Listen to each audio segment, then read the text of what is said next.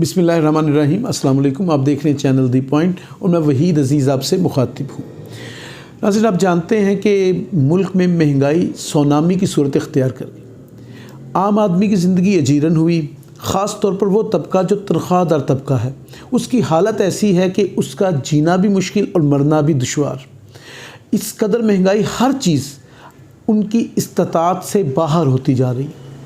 یہ مہنگائی بڑھتی گئی، اب اس میں وجہ یہ جو انفلیشن انکریز ہوا، یہ سب کچھ ساری دنیا میں ہوا، تسلیم کیا اس بات کو، لیکن چونکہ دنیا نے اس کے بارے میں کچھ اقدامات کیے ہوئے تھے۔ ہمارے ہاں ایک ایسا طبقہ ہے جسے وائٹ کالر کہا جاتا ہے، وہ سخت مشکل میں آیا، لیکن اس ساری مشکل کے میں ایک چیز بڑی افسوسناک ہے، اس طرح کا احتجاج عوام کی طرف سے نظر نہیں آیا۔ اپوزیشن نے بھی کوشش کی، عوام کسی نہ کسی طرح باہر نکلے، لیکن عوام باہر نہیں نکلے۔ اس کا مطلب کیا ہے کہ لوگ اس ساری چیز کو برداشت کرنا چاہتے ہیں، یا پھر ان کے پاس کیا وسائل ہیں کہ جو برداشت کر رہے ہیں، جبکہ حقیقت اس کے بالکل برعکس ہے۔ وسائل نام کی چیز تو اس وقت کوئی بھی نہیں ہے۔ عام آدمی کے پاس ضروریات زندگی خریدنے کے لیے بھی بجٹ موجود نہیں ہے، اس کی تنخواہ وہیں پر ٹھہری رہی اور چیزیں 400 گنا، 200 گنا، 100 گنا، 50 گنا بڑھ گئی۔ جب یہ ساری صورتحال ہوئی، اس کے باوجود بھی ہم نے نہیں دیکھا کہ ایسا احتجاج ہوتا کہ حکومت کو یہ احساس دلایا جاتا کہ آپ نے جو فیصلے کیے ہیں، آپ کی نیت کیا ہے اس سے ہم آگاہ نہیں ہیں، لیکن ان فیصلوں کے اثرات کیا مرتب ہوئے ہیں اس سے ہم بخوبی آگاہ اس لیے ہیں کہ ہم گزر رہے ہیں، اس مشکل سے گزر رہے ہیں۔ عوام نے ایسا رد عمل نہیں دیا۔ اپوزیشن نے کوشش بھی کی، پیپلز پارٹی نے کوشش کی، سندھ میں، پنجاب میں، ہر جگہ پر کہ کسی نہ کسی طرح لوگ باہر نکلے، لیکن جو تعداد نکلی وہ ایسی نہیں تھی جس سے حکومت کم سے کم ہل جاتی ہے، حکومت کو احساس ہوتا کہ اس نے جو کیا ہے وہ ٹھیک نہیں ہوا۔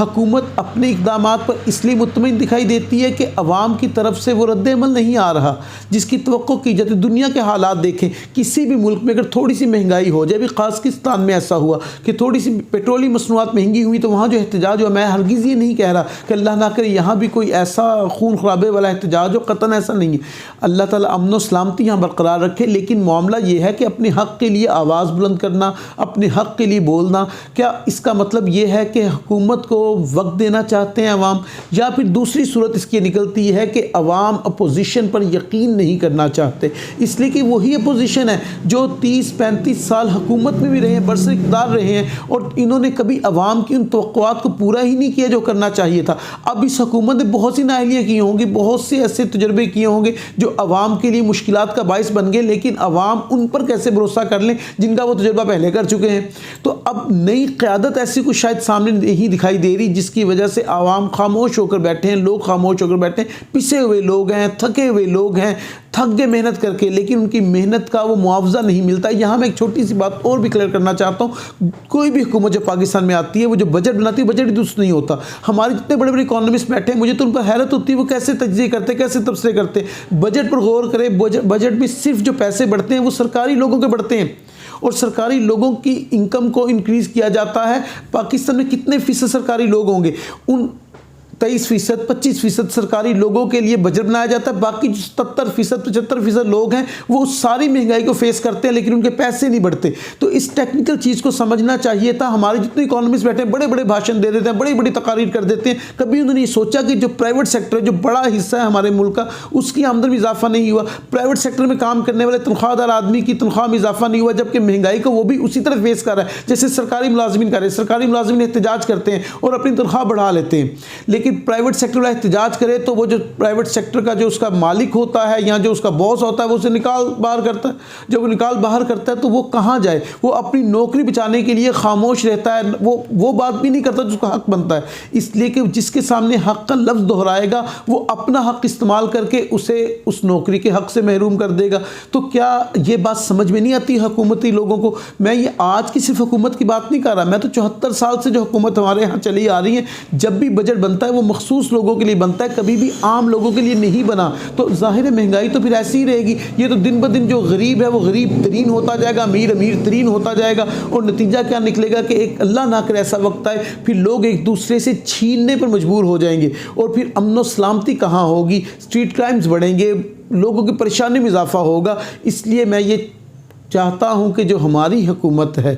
اللہ کا واسطہ ہے کم از کم ایسے فیصلے کریں جو عوام کے لیے فیصلے ہوں، جو عوام کو بہتر طور پر لے آئیں، اور عوام اگر سمجھتی ہے کہ حکومت ان کے لیے بہتر کام نہیں کر رہی تو کم سے کم اپنے احتجاج کو اتنا طاقتور تو بنائیں کہ جو حکمرانوں کے ایوان ہیں وہ ایک بار ہل جائیں کہ عوام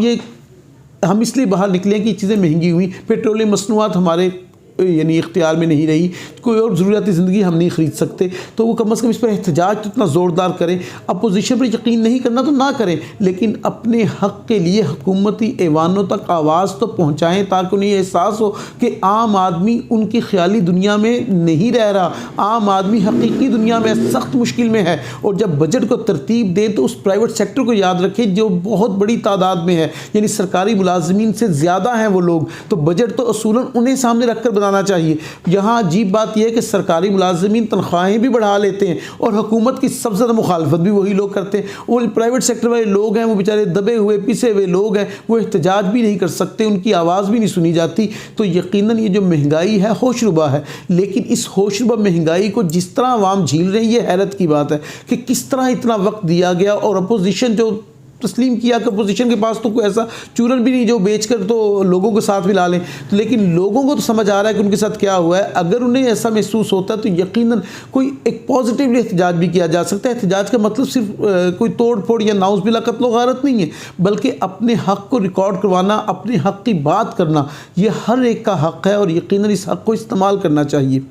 ویڈیو اچھی لگی ہو تو چینل سبسکرائب کیجیے گا، اپنا بہت خیال رکھیے گا، فی امان اللہ۔